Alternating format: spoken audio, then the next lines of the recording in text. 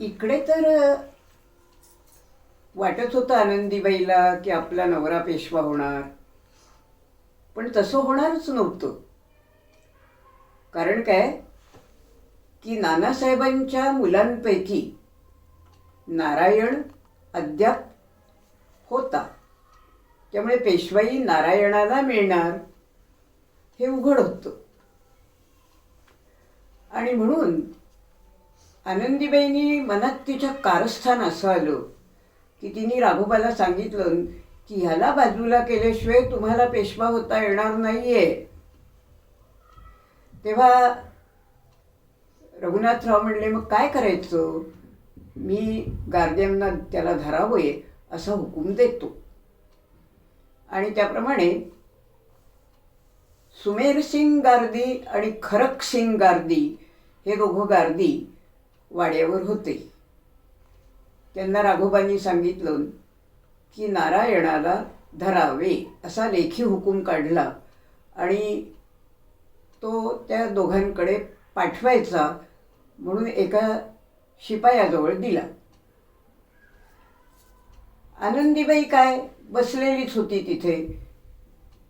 तिने तो घेतला आणि वाचला आणि म्हणाली, हा धरावे. मग तिने स्वतःच्या डोळ्यातलं काजळ काढलं आणि काडी घेतली एक, आणि काडीनी त्या ध अक्षराचा मा अक्षर केलं. म्हणजे आता हुकूम असा झाला की नारायणास मारावे. आता ठीक आहे म्हणाली आणि तिने तो शिपायाबरोबर हुकूम खरकसिंग आणि सुमेरसिंग या दोघांना देण्यासाठी पाठवला. हुकूम त्या दोघांना पोचला. नारायण म्हणजे नारायणराव पेशवे त्यांच्या महालात होते. तिथे हे दोघं गेले, खरकसिंग आणि सुमेरसिंग, तलवारी घेऊन, तलवारी उपसून. काय होत आहे हे नारायणरावांच्या लक्षात आलं. बाप रे, हे तर आपल्याला मारायला आले. पळत सुटले नारायणराव. म्हणाले, आता यातनं कोण वाचवेल तर आपले काकाच आपल्याला वाचवू शकतील. पळत आले. रघुनाथराव उभे होते. येऊन त्यांच्या पायाला बिलगले, काका काका मला वाचवा, काका मला वाचवा.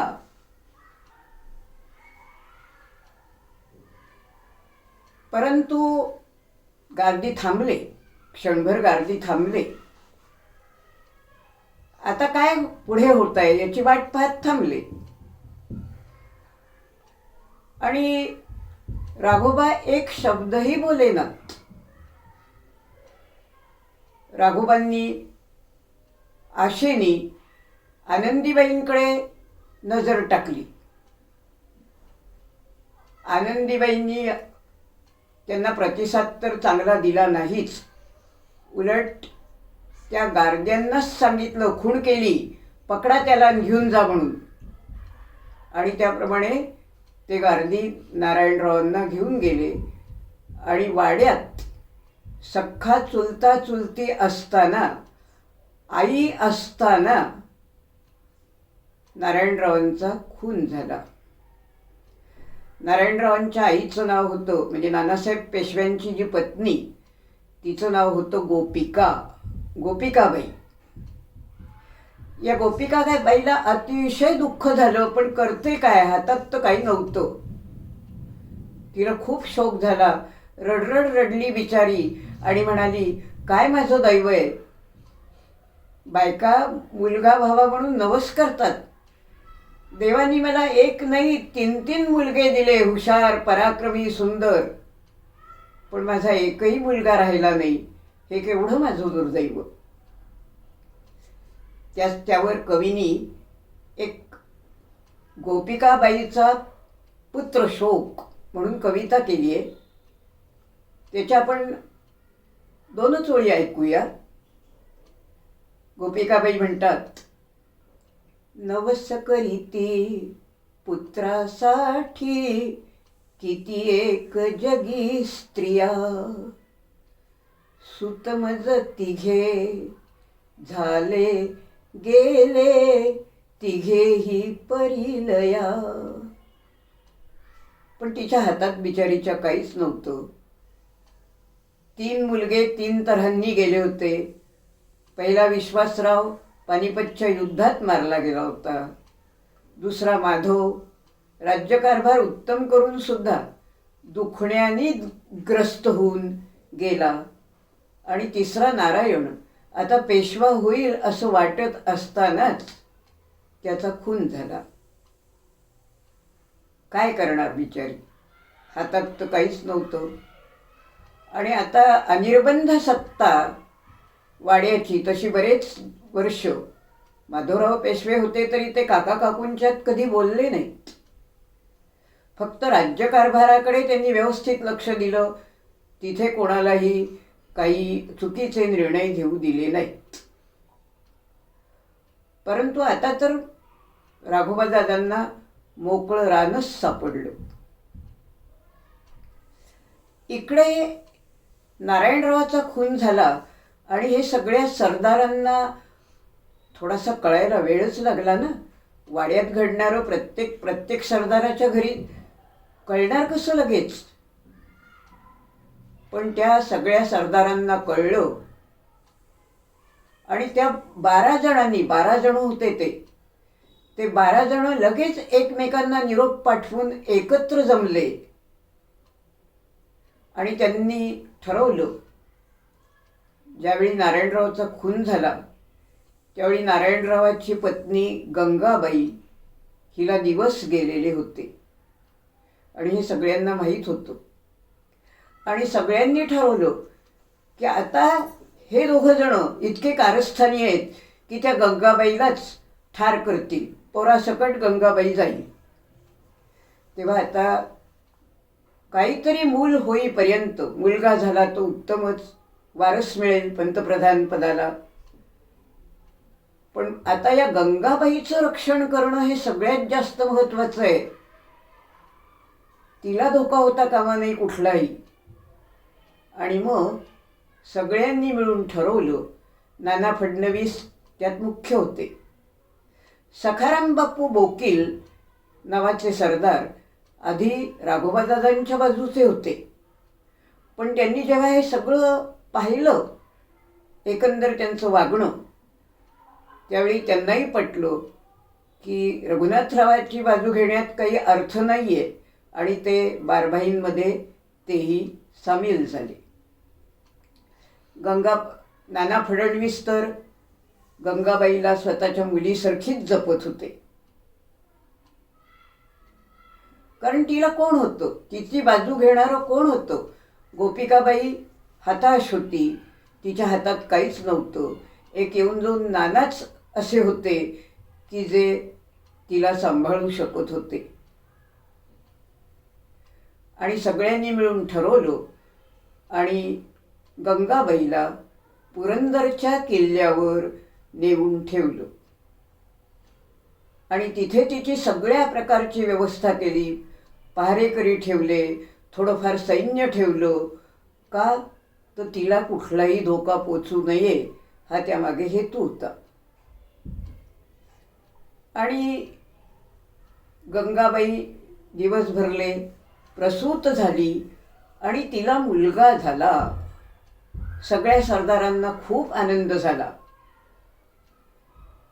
की नारायणरावाला मुलगा झाला.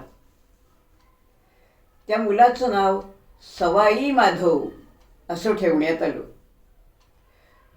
म्हणजे हा शेरास सव्वा शेर म्हणतात ना, तसं माधवरावांची कारकीर्द झाली त्याच्यापेक्षाही हा मुलगा हुशार व्हावा आणि त्याची कारकीर्द चांगली व्हावी. सवाई माधव नाव ठेवण्यात हेतू हा होता. या सवाई माधवाचं शिक्षण, या सगळ्याची जबाबदारी बारभाई हे काही सतत एकत्र नसत. त्यामुळे नाना फडणवीस हेच त्यांचे खरे खुरे, नात्याने नसलेले पण भावनेने असलेले खरे खुरे पालक नाना फडणवीसच होते. आणि नाना फडणवीसांनी तो मुलगा मोठा होईपर्यंत तिथेच त्याला थोडा मोठा होईपर्यंत तिथेच त्याला ठेवला आणि मग त्याला वाड्यावर आणलं, शनिवार वाड्यावर आणलं. आता या दोघांना कळून चुकलं होतं की नाना फडणवीस जोपर्यंत आहेत तोपर्यंत या पोराला आपण काही करू शकत नाही, पण आपल्या हातात जे आहे ते तर आपण करू शकतो. हा आनंदीबाईचा दुष्ट विचार. आता ते पोर, जसं गोपिकाबाई त्याची आजी होती, पण ती नेहमी पोथ्या वाचन आणि काही याच्यातच मग्न असायची. मग हे पोर आजी आजोबा म्हणून रघुनाथराव आणि आनंदीबाई यांच्याकडे जायचं आणि आनंदीबाईला फावलं. आनंदीबाईंनी त्याच्या मनात असं भरवायला सुरुवात केली, अरे सवाई माधवा, तू कोणाचा मुलगा? तो म्हणला, मी नारायणराव पेशव्यांचा मुलगा आहे. नाही, तसं नाही आहे, तुला माहीत नाही. मग काय आहे ग आजी? अरे ते नाना फडणवीस आहेत ना. हो आजी, पण मी त्यांना आजोबा म्हणतो. कसले आजोबा? अरे तुझ्या आईला नाना फडणवीसांपासून तू झालेला आहेस. तू नारायणाचा मुलगा नाहीस आणि त्यामुळे तू पेशवाच नाहीस. तू कसला पेशवा? असं रोज रोज सांगून काय काय त्या मुलाच्या मनावर ते पक्क बिंबलं.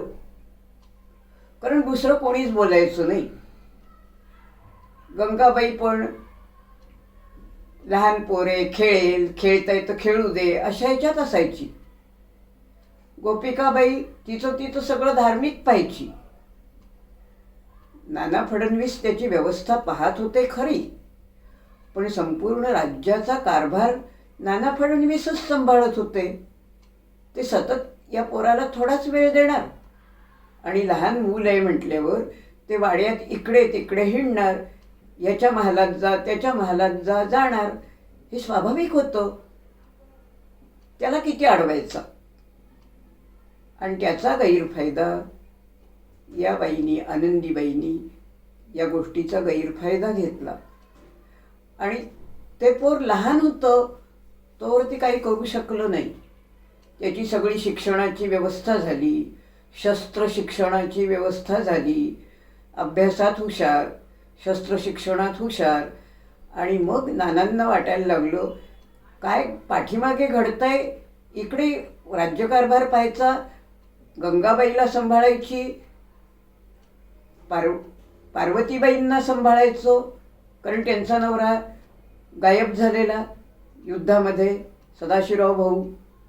आणि आता त्याची जी मुलाची खरी आजी, ती पण अशीच दुःखात चूर असायची, गोपिकाबाई. आणि त्यामुळे त्या पोराच्या मनावर ते पक्क बिंबलं. त्याच्याकडे कुणीही वैयक्तिक लक्ष देऊ शकलं नाही, ना त्याला गोष्टी सांगायला कोणी, ना त्याच्याशी खेळायला कोणी बरोबरीचं. आणि ते पोर असं एकलकोंड बनलं आणि त्याच्या मनात भलते सलते विचार भरले गेले. पोर म्हणायचं, मी पेशवा नाहीच आहे. मी जर पेशवाच नाहीये, त्याच्या मनात नाना फडणवीसांविषयी द्वेष निर्माण झाला. मी यांना आजोबा म्हणतो, पण हे असे आहेत काय? आणि ती आजी सांगते तसंच असेल. माझ्या आईला यांच्यापासूनच मी झाला असेन. आणि असं पक्क त्या पोरांनी मनाने घेतलं. बोलून तर कोणाला दाखवत नव्हतं. आईला कसं विचारणार? बरं, नाना फडणवीसांचा आजोबा म्हणत होता, पण भीती मनात, असं कसं विचारायचं? बरं, कुठल्या आजीला विचारावं? म्हणजे एकच आजी बोलण्यासारखी, आणि ती आजी म्हणजे आनंदी. आणि त्या पोराच्या मनात पक्के विचार झाले. मोठं झालं ते पोर, तरुण झालं. आणि तरुण झाल्यावर तर त्याच्या मनात नाही ते यायला लागलं की मी पेशवा होणार नाही. माझा पेशवे पदावर हक्कच नाही, कारण मी पेशव्यांचा मुलगाच नाही. आणि असं मनात येऊन की आपण इथले नाहीच होत, यांचे कोणी नाहीच होत आणि त्या नाना फडणवीसाचं पाप आपण आहोत, हे असं मनात भलभलतं येऊन एक दिवस सवाई माधवराव पेशवे शनिवारवाड्याच्या 7व्या मजल्यावर गेले. आता वाड्यातला पुढचा मालक तो वाड्यात सगळीकडे हिंडणारच, त्याच्यावर कोण लक्ष ठेवणार. आणि 7व्या मजल्यावरून खाली हजारी कारंज होतं. त्या हजारी कारंजावर असं म्हणून की मी पेशवा नाही, मला जगण्याचा अधिकार नाही, असं म्हणून त्यांनी त्या हजारी कारंजावर 7व्या मजल्यावरून उडी मारली. हजारी कारंज म्हणजे एका वेळी 1000 धारा उडणारं कारंज शनिवारवाड्यात होतं. फार सुंदर कारंज. पण त्या कारंजावर उडी घेऊन सवाई माधवराव पेशवे गतप्राण झाले. आता हे बाकी कोणालाच माहीत नाही. आनंदीबाईला सुद्धा असं झालेलं माहीत नाही, कारण तो गेला असेल 7व्या मजल्यावर. असं करेल ह्याची कल्पना नाहीच. तिला खरं तर मनोमनी खूप आनंद झाला. मेला म्हणली, बरं झालं, चला आता माझ्या मुलाला, माझ्या नवऱ्याला, त्याच्या पाठोपाठ माझ्या मुलाला पेशवाई मिळेल. झालं ते चांगलंच झालं. पण वरपांगी सगळ्यांनी जसं दाखवलं, सगळ्यांना दुःख खरोखर झालं होतं. काय झालं काय झालं काय झालं चौकशी करत सगळे हजारी कारंजाकडे धावले. सवाई माधवराव पेशवे गतप्राण झालेले होते. पण नियतीपुढे कोणीही काहीही करू शकलं नाही. आणि नानासाहेब पेशव्यांपासून आलेला हा शेवटचा वंशज गतप्राण झाला. त्यामुळे नानासाहेब पेशव्यांकडे परंपरेने चालत आलेली पेशवाई राहिलीच नाही. आता पेशवा कुणाला तरी नेमणं तर भाग होतं. आणि इकडे आनंदीबाईला आनंदाच्या उकळ्या फुटत होत्या मनातून. पण सगळ्यांबरोबर खोटं खोटं तीही रडत होती. गेलं ग बिचार, मला आजी म्हणायचं ग, कसं ग चांगलं होतं पोर, कोणा मेल्याची दृष्ट लागली कोणाला माहिती, आणि आमचं पोर गेलं. कोणा मेल्याची दृष्ट म्हणजे काय, यांचीच दृष्ट लागली होती. पण म्हणताना असं वर दाखवलं, वरपांगी प्रेम दाखवलं आणि सवाई माधवराव पेशवे गेले. आता बाळाजी विश्वनाथ भटाचे 2 मुलगे.